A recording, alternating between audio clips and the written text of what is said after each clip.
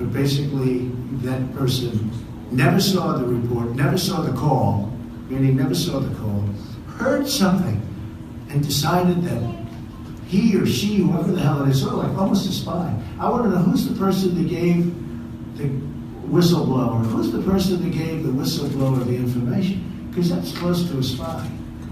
You know what we used to do in the old days when we were smart, right? With spies and treason. Right? We used to handle it a little differently than we do now. You'd think that after getting caught, a second time, mind you, conspiring with a foreign government to interfere in our election, and then taking steps to cover it up, that Trump would be just a hair less reckless.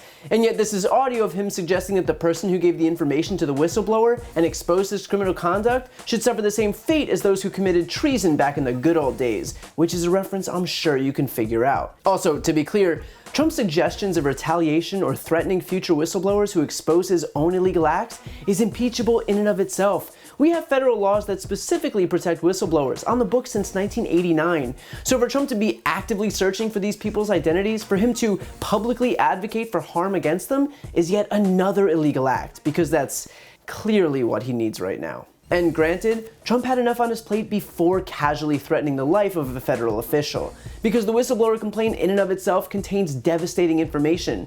At the center of it was Trump's July 25th call with Ukrainian President Zelensky, during which the transcript shows that Trump pressured him 8 separate times to work with Giuliani to investigate Joe Biden, framed specifically as a favor.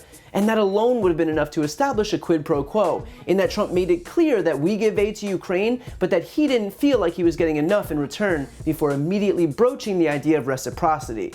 But the whistleblower complaint then revealed that the White House sought to hide the transcript of the call, moving the electric transcript from a standard computer system where they're normally stored to a more secure and restricted system. And this shows that those involved knew that what they'd heard was proof of the president abusing his office for personal gain.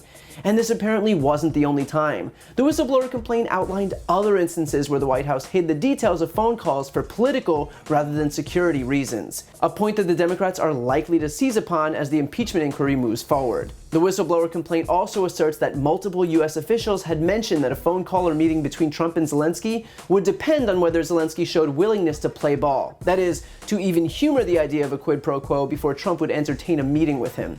And even Ukrainian officials admitted that they believed opening an investigation into Biden was a precondition to get Trump on the phone for the very purpose of discussing reinstating their $250 million in military aid. And finally, there was the issue of Giuliani, whom the whistleblower complaint identifies personally, given the fact that during one of his many off-the-rails TV appearances, he suggested that he was working on behalf of the State Department, when in reality, the State Department has denied any such thing, saying that Giuliani is a private citizen and does not speak on behalf of the US government. And that would mean that he was acting on his own for the sole purpose of circumventing national security protocols put in place by the State Department specifically to protect our interests from, oh, I don't know, some deranged partisan hack of an ex-mayor invoking the power of the US government while trying to legitimize a conspiracy theory to do damage to his buddy's top political rival? In other words, the whistleblower complaint makes clear that White House officials knew Trump was using his leverage, Ukraine knew that Trump was using his leverage, and Giuliani was lying about going on behalf of the State Department to insulate himself from following protocol because he too knew about the leverage.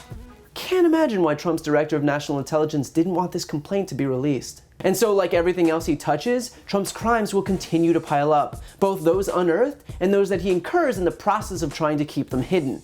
And while the Russia investigation might have led him to believe that he could be as brazen as he wanted, it seems that Trump's lawlessness is finally and quickly catching up with him.